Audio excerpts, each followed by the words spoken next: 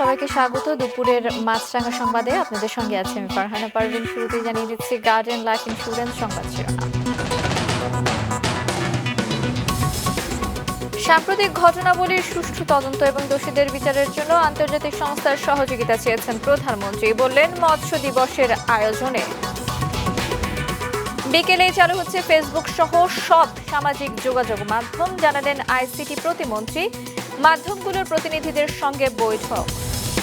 পুরো দমে অফিস খোলায় সড়কে বেড়েছে চাপ। মেট্রো রেল এবং এক্সপ্রেসওয়ে বন্ধে রাজধানীতে তীব্র যানজটে মানুষের ভোগান্তি।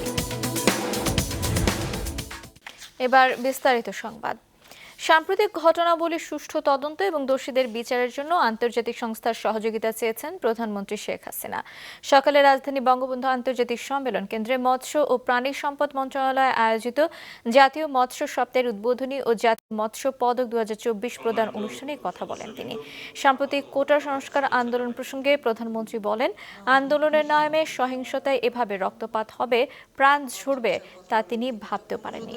মূল দাবি মেনে নেওয়ার পরও আন্দোলনের নামে সহিংসতা এবং হতাহতের ঘটনা ঘটে কেন দেশের ভাবমূর্তি নষ্ট করা হলো, সেই প্রশ্ন তুলেন প্রধানমন্ত্রী। আমি কোনোদিন ভাবতে পারিনি যে এই সময় এই ধরনের একটা অবস্থার সৃষ্টি হবে, আর সেখানে এতগুলি তাজা প্রাণ যাবে। কারণ স্বজন হারা বেদনা নিয়ে আমি বেঁচে আছি। আমি জানি একজন আপনজন হারালে কি কষ্ট হয়। স্থাপনা যেগুলি ধ্বংস করছে সেগুলি তো পুনর্গঠন করা যাবে, কিন্তু যে প্রাণগুলি ঝরে গেল সেগুলি তো আমরা ফিরে পাবো না।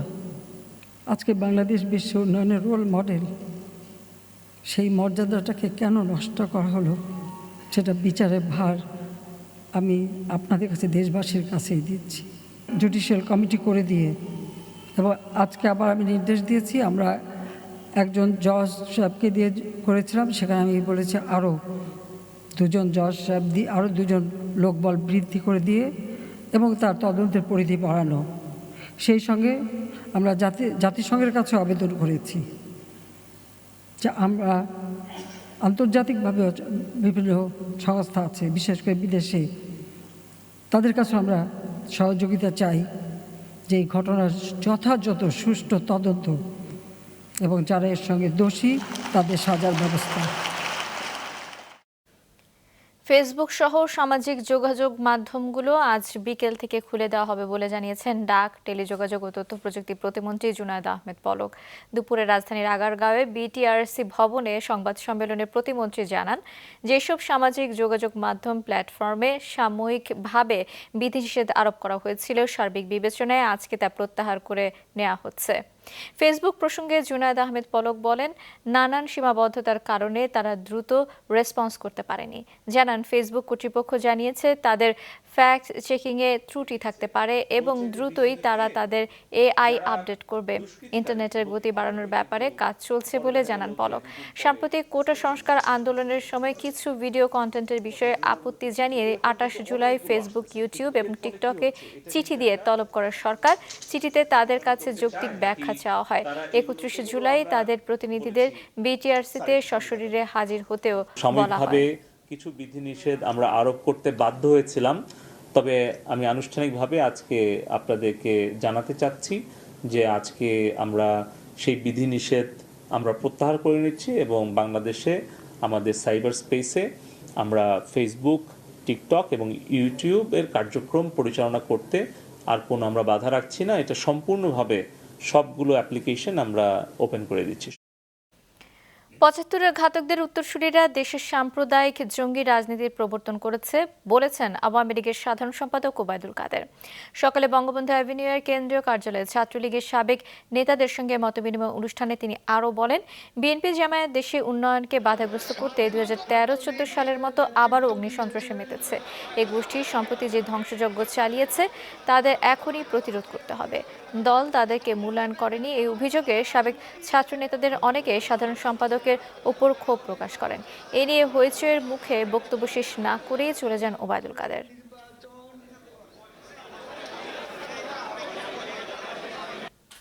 আমাদের ঐক্যবদ্ধ হয়ে লড়াই করতে হবে। অশুভ শক্তি, স্বাধীনতা বিরোধী, মুক্তিযুদ্ধ বিরোধী, গণতন্ত্র বিরোধী এই অপশক্তিকে যে কোনো মূল্যে আমাদের প্রতিরোধ করতে হবে। বিক্ষোভকারী বা আন্দোলনকারীদের উপর গুলি না চালানোর নির্দেশনা এবং সমন্বয়কদের ছেড়ে দেয়া নিয়ে করা রিটের শুনানি হয়নি আজ। সংশ্লিষ্ট বেঞ্চের একজন বিচারপতি অসুস্থ থাকায় আজ সেটি হয়নি। গতকাল হাইকোর্টের বিচারপতি মোস্তফা জামান ইসলাম এবং বিচারপতি SM মাসুদ হোসেন দোলনের সমন্বয়ে গঠিত বেঞ্চে এই রিটের শুনানি হয়। গতকাল উভয় পক্ষের শুনানির পর শেষে আদালত আজ আবার শুনানি শেষে আদেশের দিন ধার্য করেন। এদিকে কোটা বিরোধী আন্দোলন চলাকালে গুলিতে নিহত 4 শিশুর পরিবারকে ক্ষতিপূরণ দিতে রিট আবেদন করা হয়েছে। আইনজীবী তৈমুর আলম খন্দকার হাইকোর্টের সংশ্লিষ্ট শাখায় রিট দায়ের করেন। রিটে শিশুদের প্রত্যেক পরিবারকে 1 কোটি টাকা করে ক্ষতিপূরণ দিতে আর্জি জানানো হয়েছে। একই সঙ্গে এসব ঘটনায় বিচার বিভাগীয় তদন্ত চাওয়া হয়েছে। মার্চ ফর জাস্টিস কর্মসূচিকে কেন্দ্র করে রাজধানীর হাইকোর্ট এলাকায় শিক্ষার্থী এবং পুলিশের মধ্যে ধাক্কাধাক্কির ঘটনা ঘটেছে। দুপুর 12টার দিকে পূর্ব ঘোষিত কর্মসূচি মার্চ ফর জাস্টিস বাস্তবায়নে হাইকোর্টের সামনের সড়কে জড়ো হতে থাকেন আন্দোলনকারীরা। সে সময় পুলিশ তাদের বাধা দেয়। এই সময় ঘটনাস্থল থেকে কমপক্ষে 6 জন শিক্ষার্থী আটক করা হয়েছে বলে দাবি তাদের। আন্দোলনকারীদের আরেকটি গ্রুপ হাইকোর্ট এলাকায় মিছিল বের করে। মিছিলটি দোয়েল চত্বর ঘুরে আবারও হাইকোর্টের দিকে এগুতে চাইলে পুলিশ শিশু একাডেমির সামনে তাদের আটকে দেয়। বাধা পেয়ে আন্দোলনকারীরা সেখানে অবস্থান নেয়। এদিকে হাইকোর্টের ভেতরে মিছিল করেন আইনজীবীরা। আজকে আমরা এখানে এসেছি শান্তিপূর্ণভাবে আন্দোলন করার জন্য, শান্তিপূর্ণভাবে জানান দেওয়ার জন্য বিভাগকে যে আমরা মার্চ ফর জাস্টিসের জন্য এখানে এসেছি, কিন্তু তারা শিক্ষার্থীদের কোনোভাবে আসতেই দিচ্ছে না। আমরা কি এটা ডিজার্ভ করি? কোনোভাবে আমাদেরকে বলেন আমরা ডিজার্ভ করি? কি এমন দোষ করেছি? আমরা কি কোনো অন্যায়কারী? আমরা কি খুন করেছি? আমরা কি এমন করেছি? আজকে এখান থেকে কোনো মিছিল শুরু করেননি। 5 জন ছাত্রছাত্রী এসেছেন, বিশ্ববিদ্যালয়ের ছাত্রছাত্রী, মেধাবী ছাত্রছাত্রী, এদেশের সম্পদ তারা। শুধুমাত্র তারা ছাত্র, এই পরিচয় তাদের তুলে নেওয়া হয়েছে। দেশের বিভিন্ন স্থানে পুলিশের বাধা উপেক্ষা করে মার্চ ফর জাস্টিস কর্মসূচি পালন করছে শিক্ষার্থীরা। তাদের সঙ্গে যোগ দিয়েছে শিক্ষক এবং আইনজীবী সহ বিভিন্ন পেশাজীবীরা। বেলা 11:30টায় চট্টগ্রামের লালদিঘির পাড় এলাকায় জেলা পরিষদ ভবনের সামনে সড়কে অবস্থান নিয়ে বিভিন্ন স্লোগান দেয় শিক্ষার্থীরা। পরে শিক্ষক এবং আইনজীবীরা মিছিল নিয়ে শিক্ষার্থীদের সঙ্গে যোগ দেন। বগুড়াতেও বিক্ষোভ মিছিল করেছে শিক্ষার্থীরা। এদিকে শিক্ষার্থীদের উপর হামলার বিচার এবং হয়রানি বন্ধ সহ কয়েক দফা দাবিতে ভিন্ন ভিন্ন কর্মসূচি পালন করেছে রাজশাহী বিশ্ববিদ্যালয়ের আওয়ামী লীগ এবং বিএনপিপন্থী শিক্ষকরা। অন্যদিকে স্থানীয় আওয়ামী লীগ নেতা এবং প্রশাসনের সঙ্গে আলোচনা করে খুলনায় কর্মসূচি প্রত্যাহার করে নিয়েছে বৈষম্য বিরোধী ছাত্র আন্দোলনের সমন্বয়কদের একাংশ। তো যখন দেখা যাচ্ছে যে আমাদের সহিংসতার সম্ভাবনা আছে, আমাদের ঊর্ধ্বতন কর্মকর্তাদের সাথে আমরা কথা বলেছি, আমাদের আলোচনা করে আমরা সিদ্ধান্ত নিয়েছি যে আমাদের পরবর্তী আমাদের খুলনা ইউনিভার্সিটি আন্দোলনগুলো স্থগিত করতে চান। সুষ্ঠু তদন্তের মাধ্যমে প্রত্যেকটি হত্যার সুষ্ঠু বিচার দাবি আমরা করছি। সঠিক মানুষের মাধ্যমে সঠিক বার্তাটা যেন যায় যে তোমাদের বিচার করা হবে, এবং ছাত্রদের প্রতিও আমি আহ্বান জানাবো এই প্রতিশ্রুতি সরকার যখন দেবে তখন যেন তারা ক্লাসে ফিরে আসে। আমরা ক্লাসে দেখতে চাই ওদেরকে। দেশব্যাপী নাশকতা, রাষ্ট্রীয় সম্পত্তি ভাঙচুর, ছাত্র নিপীড়ন এবং হত্যার বিচারের দাবিতে মৌন মিছিল এবং সমাবেশ করেছেন বাংলাদেশ প্রকৌশল বিশ্ববিদ্যালয়ের শিক্ষকরা। সকালে বুয়েট ক্যাম্পাস থেকে তাদের মিছিলটি ঢাকা বিশ্ববিদ্যালয় এবং কেন্দ্রীয় শহীদ মিনার প্রদক্ষিণ করে। পরে বুয়েটের শহীদ মিনারের পাদদেশে সংক্ষিপ্ত সমাবেশের শিক্ষকরা ছাত্রদের বৈষম্য বিরোধী আন্দোলনের সময় দেশব্যাপী নৈরাজ্য, সহিংসতা, হত্যা এবং ভাঙচুরের ঘটনায় জড়িতদের খুঁজে বের করে আইনের আওতায় আনার দাবি জানান। বলেন, রাজনীতিবিদদের সঙ্গে মিলে একটি লুটেরা শ্রেণী এবং স্বাধীনতা বিরোধী চক্র সহিংসতা চালায়। এসব ঘটনায় বিচারের আলাদা একটি তদন্ত কমিটি গঠন করারও দাবি জানান শিক্ষকরা। নির্বিচারে যেই গ্রেফতার হচ্ছে, এই সব কিছুর প্রতিবাদ জানানোর জন্যই আমরা আজকে একসাথে হয়েছি। আমাদের হয়তো আপনারা ব্যানারটা পড়লেই বুঝতে পারবেন যে আমরা কি বলতে চেয়েছি। আমরা অবিলম্বে এগুলা থেকে আমরা মুক্তি চাই। ন্যায় বিচারের জন্য তারা আন্দোলন করছে, তারা এখানে মর্যাদার সঙ্গে শিক্ষা প্রতিষ্ঠানে শিক্ষা লাভ করতে চায়, তার জন্য যে লড়াইটা করছে তার প্রতি আমাদের বুয়েটের শিক্ষক সমাজ পুরোপুরি সমর্থন ব্যক্ত করছে।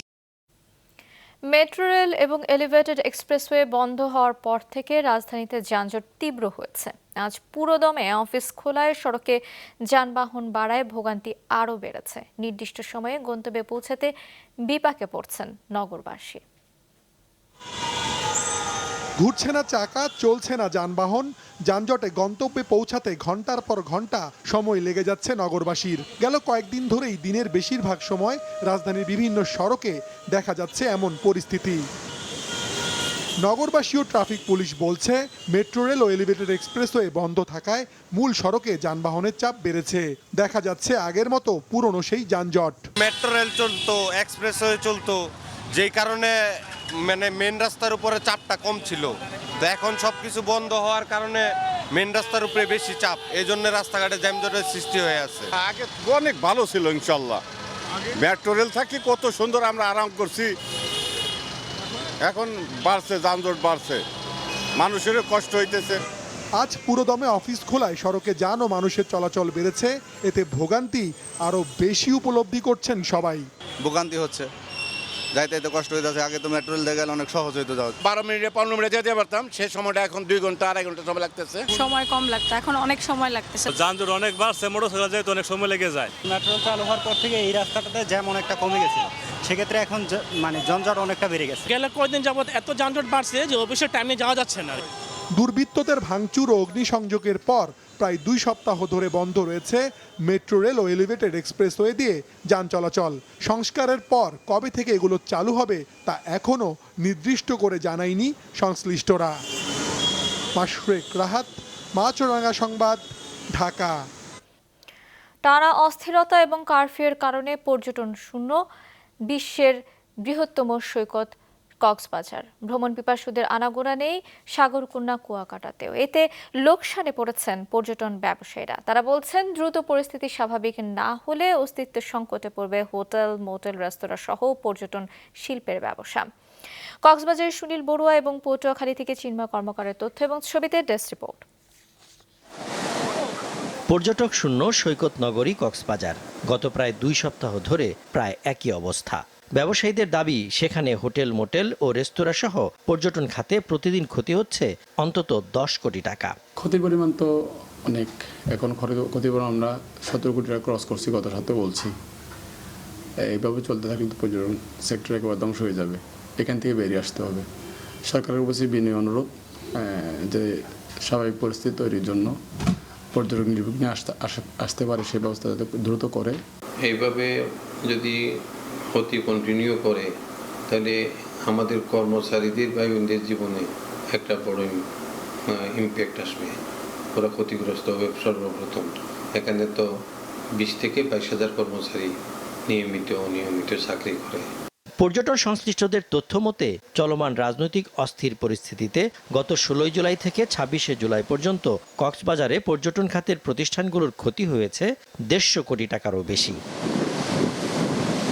এদিকে সাগরকন্যা কুয়াকাটায় শুনশান নীরবতা। আবাসিক হোটেল, রেস্তোরাঁ, শামুক, ঝিনুক, আচার সহ বাহারি পণ্যের দোকানে আনাগোনা নেই কারো। অলস সময় কাটছে সৈকত কেন্দ্রিক photographer, beach bike, water bike চালক ও ঘোড়ার সহিসদের। বেঞ্চ ওয়াটার বাইক বোটগুলো তীরে তুলে রাখা। প্রায় 2 সপ্তাহ ধরে চলা সংকটে মানবেতর জীবনযাপন করছেন স্থানীয় ব্যবসায়ীরা। এলাকা থেকে কিছু দর্শনার্থী এসে আসলে সমুদ্রে গোসল করে, কিছু কিছু টাইমে আপনারা যেটা দেখতেছেন সেটা দর্শনার্থী, আশেপাশে এলাকার তেমন কোনো পর্যটক নেই। এখন যে দেশের যে পরিস্থিতি, এই জন্য আপনার টুরিস্ট কুয়াকাটা আসতে পারে না, আর এই জন্য আমাদের ব্যবসা খুবই খারাপ যাচ্ছে, আর আমাদের দিনকাল খুব খারাপ। যদি পরিস্থিতি অতি দ্রুত নিরসন করে আবার কুয়াকাটাকে পর্যটন মুখরিত করা যায়, তাহলে হয়তো আমরা আবারও চিরচেনা রূপে ফিরতে পারবো। আমরা আগামী এক মাসেও কোনো গেস্ট পাবো কিনা আমাদের সন্দেহ, এবং আমরা ব্যবসায়ীরা এখন হতাশার মুখে আছি। কয়েক সপ্তাহের অগ্রিম বুকিং বাতিল হওয়ায় চিন্তিত হয়ে পড়েছেন হোটেল, মোটেল ব্যবসায়ীরা। পর্যটন শিল্প সংশ্লিষ্ট সবাইকে সম্মিলিতভাবে আমার মনে 100 কোটি টাকার উপরেই লোকসানের গুনতি হচ্ছে। আগামী কতদিন পরে আবার এই পরিবেশটা ফিরে পাবে, স্বাভাবিক অবস্থাটা ফিরে আসবে, আবার ট্যুরিস্টরা রিল্যাক্সে স্বাচ্ছন্দ্যে তারা আসতে পারবে, এইটার উপর ডিপেন্ড করবে। যদি এমনটা চলতে থাকে তো এটা লোকসানের ঘানিটা আরও বাড়বে। স্থবিরতা কাটাতে পর্যটন এলাকার জন্য বিশেষ ব্যবস্থা নেওয়ার দাবি সংশ্লিষ্টদের। সজীব সাদিক, মাছরাঙা নিউজ ডেস্ক। আন্দোলন ঘিরে অস্থিরতা এবং ইন্টারনেট সংযোগ বন্ধ থাকায় চট্টগ্রাম বন্দরের শিপিং ড্যামারেজ চার্জ পরিশোধ নিয়ে ত্রিমুখী অবস্থানে শিপিং লাইন, ব্যবসায়ী এবং চট্টগ্রাম বন্দর। এই চার্জ মওকুফের দাবি ব্যবসায়ীদের, তবে এর জন্য মন্ত্রণালয়ে আবেদন করতে হবে বলছে বন্দর কর্তৃপক্ষ। নাজবুল সাদিকের রিপোর্ট, ক্যামেরায় ছিলেন রবিউল টিপু। দেশের আন্তর্জাতিক বাণিজ্যের প্রধান প্রবেশদ্বার চট্টগ্রাম বন্দর। আন্দোলন ও ইন্টারনেট বন্ধের প্রভাবে অন্তত এক সপ্তাহ সেখানে ছিল অচলাবস্থা। এতে সময় মতো পণ্য খালাস ও জাহাজীকরণ করতে না পারায় আমদানিকারকদের ঘাড়ে চেপে বসেছে বিপুল পরিমাণ শিপিং ড্যামারেজ চার্জ বা বাড়তি জাহাজ ভাড়ার বোঝা। এককভাবে তৈরি পোশাক খাতে বাড়তি জাহাজ ভাড়া ছাড়িয়ে যেতে পারে 50 কোটি টাকা। এটি মওকুফ চান ব্যবসায়ীরা। আমাদের চার্জটা অলমোস্ট $24 থেকে $48 পর্যন্ত ওরা একটা বাড়তি চার্জ নিয়ে থাকে পার ডে। সেটা আমাদের জন্য কিন্তু অনেক বেশি হয়ে যাচ্ছে। যে হিসাবটা আছে প্রায় 40 কোটি টাকার উপরে শিপিং লাইনের আর কন্টেইনার ড্যামারেজ চার্জ আছে শুধু শিপিং লাইনের, পোর্টেরটা ছাড়া। সেটা প্রতিদিন কিন্তু বাড়তেছে। এটা আজ গতকালকে আমরা হিসাবটা নিতে পারিনি এবং আজকে হিসাবটা ফাইনালে পাবো, তবে আমার মনে হচ্ছে এটা 50 কোটি টাকার উপরে চলে যাবে। এটা ক্ষতির কথা বলছেন জাহাজ মালিকরাও, তারাও চায় জরিমানা মওকুফ। শিপিং এজেন্টস অ্যাসোসিয়েশন বলছে সাধারণত 2 দিনে পণ্য খালাস ও পণ্য জাহাজে তুলে একটি জাহাজ বন্দর জেটি ত্যাগ করে, যা 4 থেকে 5 দিনে ঠেকেছিল। জেটিতে প্রতিদিনের বাড়তি অবস্থানের জন্য অন্তত $20,000 গুনতে হয় তাদেরও। যেখানে আগে আমাদের জাহাজ যেখানে 2 দিনে ফিডার ভেসেল সেল করতো, সেখানে প্রতিটা জাহাজ 4 দিন 5 দিন পর্যন্ত লেগেছে। তাহলে এখানে মনে করেন একে আমার 3 দিনে বন্দরের বার্থ হায়ার যেমন আমাকে দিতে হবে, সেই সাথে সাথে আবার আমার এই 3 দিনে যে জাহাজের যে ড্যামারেজ আপনারা জানেন 20 থেকে 60-70 হাজার পার ডে ড্যামারেজ।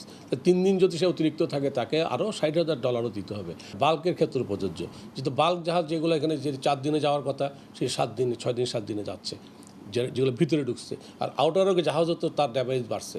তো এদিকে ক্ষতির পরিমাণটা কিন্তু আমাদের শিপিংয়ের এজেন্ট কিন্তু কোনো অংশে কম না। একদিকে বন্দরে জাহাজ যেমন বেশি সময় ছিল, তেমনি কম কন্টেইনার নিয়ে জাহাজ ছাড়তে হয়েছে। এর সাথে সময়ের মধ্যে খালি কন্টেইনার বুঝে না পাওয়ায় ক্ষতি হয়েছে শিপিং লাইনের। এই বাস্তবতায় বন্দরে জাহাজের অতিরিক্ত অবস্থানের জন্য যে চার্জ করা হয়েছে তা মওকুফের দাবি তাদের। বর্তমানে চট্টগ্রাম বন্দরের জেটি ও বহির্নোঙর মিলে রয়েছে 90টি জাহাজ। নাজমুল সাদিকি, মাছরাঙা সংবাদ, চট্টগ্রাম। দুপুরের সংবাদ শেষ করছে, যাবার আগে গার্ডিয়ান লাইফ ইন্স্যুরেন্স সংবাদ শিরোনামগুলো আরও একবার। সাম্প্রতিক ঘটনাবলীর সুষ্ঠু তদন্ত এবং দোষীদের বিচারের জন্য আন্তর্জাতিক সংস্থার সহযোগিতা চেয়েছেন প্রধানমন্ত্রী। ধ্বংসাত্মক কর্মকাণ্ডের সমালোচনা। ফেসবুক সহ সব সামাজিক যোগাযোগ চালুর ঘোষণা আইসিটি প্রতিমন্ত্রীর। এরই মধ্যে বিভিন্ন স্থানে পাওয়া যাচ্ছে সংযোগ। পুরোদমে অফিস খোলায় সড়কে বেড়েছে চাপ। মেট্রো রেল এবং এক্সপ্রেসওয়ে বন্ধে রাজধানীতে তীব্র যানজটে মানুষের ভোগান্তি। এছাড়া এখনকার মতো মাছরাঙা টেলিভিশনের ইউটিউব চ্যানেলও দেখতে পারেন আমাদের সংবাদ প্রতিবেদন এবং অনুষ্ঠান। আমাদের পরবর্তী সংবাদ বিকেল 5টায় দেখার আমন্ত্রণ রইল।